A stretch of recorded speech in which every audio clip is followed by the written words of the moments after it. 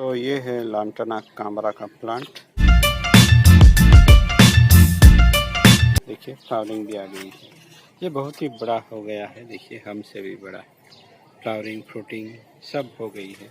ये किसी प्लांट के साथ ग्रो हुआ था, फिर मैंने इस तरह छोटे से इस मड पॉट में इसको गाड़ दिया और वहाँ ये हो गया। शायद वीडियो भी होगा, मुझे याद नहीं किसके साथ ये ग्रो हुआ था। तो यहाँ इसको अब रिड्यूस करने का मौका है हमारे पास, सीजन भी सही है। तो चलिए देखते हैं किस आधार पे हम इसको रिड्यूस करते हैं। तो बोनसाई प्लांट छोटा होता है, इसके मुताबिक तो हमें उसको छोटा करना है। तो पहले बड़ी वाली ब्रांच से निकाल देते हैं। तो स्टेप बाय स्टेप सीखेंगे कि क्यों कौन सी ब्रांच निकालनी चाहिए। पहले बड़ी बड़ी ब्रांचें हम निकाल लेते हैं।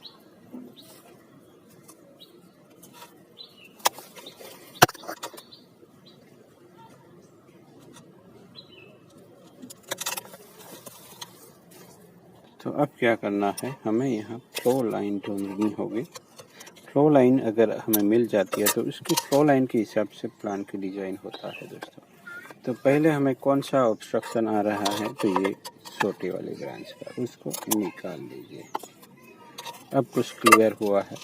यहाँ टेपरिंग भी है और 2 ब्रांचें हैं इसे यहाँ। तो इन 2 ब्रांचों के साथ जा सकते हैं। तो ये ब्रांच कोई काम की नहीं है, फ्रंट वाली, तो उसको निकाल देते हैं सीधे।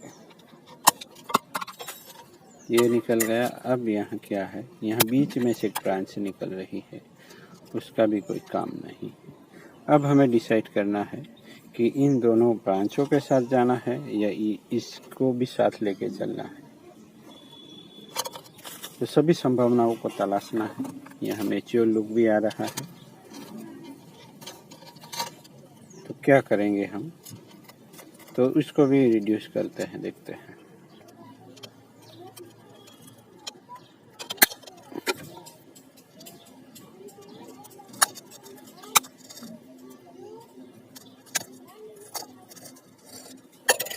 ये भी निकल गया।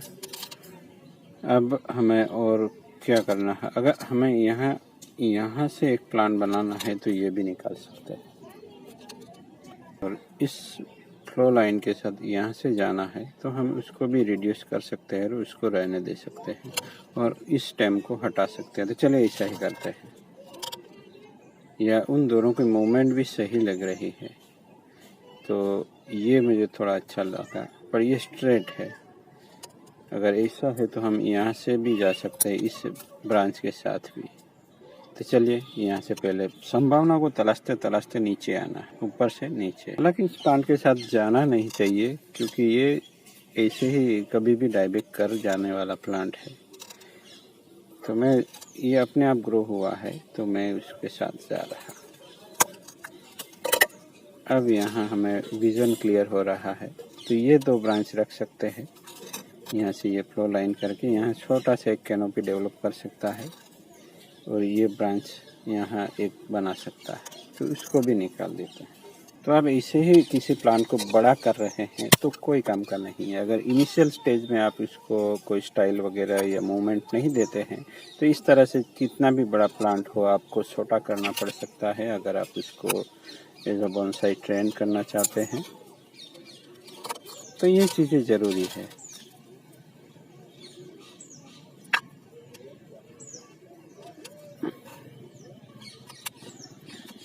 अब यहाँ विज़न क्लियर हो जाता है। यहाँ कोई कैनोपी बन सकती है और यहाँ से जा सकता है। जो भी हो, अगर ये भी चला जाता है फिर भी ये स्टेम तो बचेगा। तो देखते हैं उसको पॉट से निकाल के, क्योंकि ये पूरा फ्यूज हो गया है, क्योंकि रूट्स नीचे जाके इस तरह से मोटी हो गई है, क्योंकि ये ज़मीन पे था। यहाँ देखिए पूरी तरह से ये पॉट के साथ हो गया है। तो चलिए इसको निकाल लेते हैं।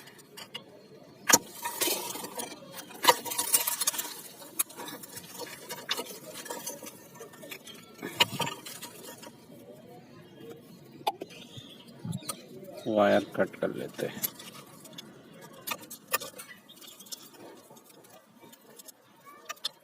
ये देखिए नीचे से तो फ्लैट है तो हमें ज़्यादा दिक्कत नहीं आएगी।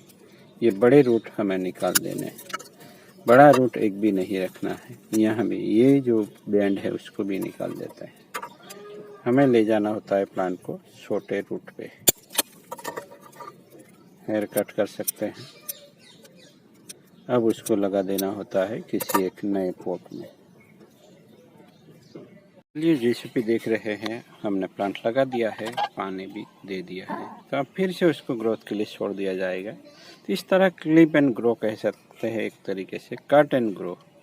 कट कीजिए, ट्रेन कीजिए, कट कीजिए, तो बहुत ही बढ़िया सी मूवमेंट मिल जाती है दोस्तों। Thank you for watching. कोई भी सवाल हो पूछ सकते हैं, हाजिरी ज़रूर लगाना है। Thank you for watching.